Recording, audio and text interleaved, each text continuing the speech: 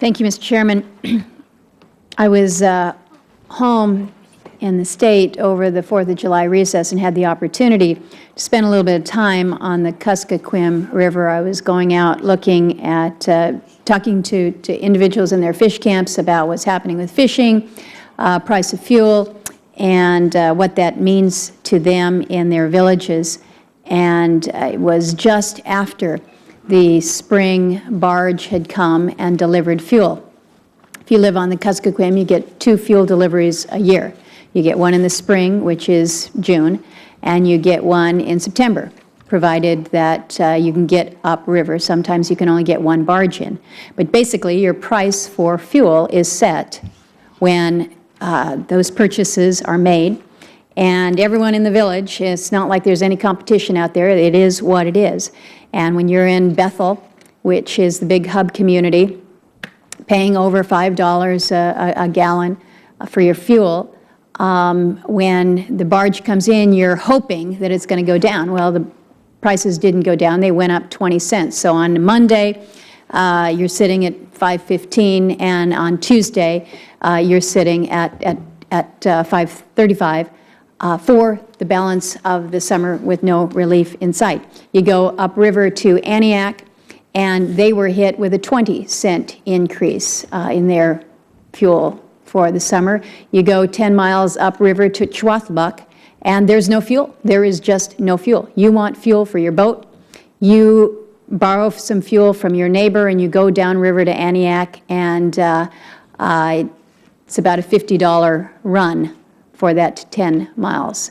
So in my home state, when we're talking about gas prices, it's real, it's immediate, it directs and it dictates how you live and what it is that you do. So I appreciate the opportunity for good discussion on this and really how we deal with this from a policy perspective.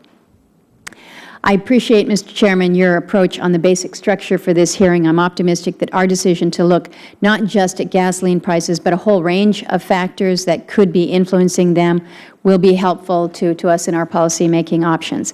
Let me also welcome our distinguished panel this morning. I know you will provide us with valuable perspective on what it takes to recover, to refine, and to retail our nation's transportation fuels. It's hard to believe that it's now been 5 years, almost to the day, Mr. Chairman, since the price of oil rose to an all-time high of $1.47 a barrel. We're down from that, thankfully, but still, $147 a barrel 5 years ago. It's almost equally hard to believe how much has changed since then. One of the brightest spots in our entire economy has been and continues to be energy production on state and on private lands. After years of listening to critics contend that the U.S. is running out of oil, domestic production has risen by 30% over these past 5 years. It's created thousands and thousands of jobs, generated substantial revenues, slashed our OPEC imports.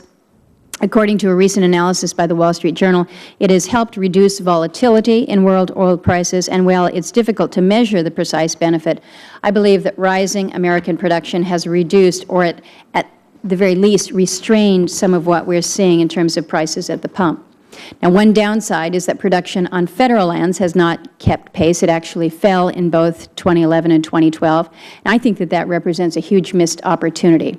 And all you need to do is look to my state of Alaska. We've got more untapped oil than any other state. We've got broad public support for new production. We've got a major pipeline that is sitting at less than half full. All we're asking for is permission to produce our resources, but we haven't been able to secure that at this point in time. Now, outside of production, I think there are some other factors that are worthy of consideration.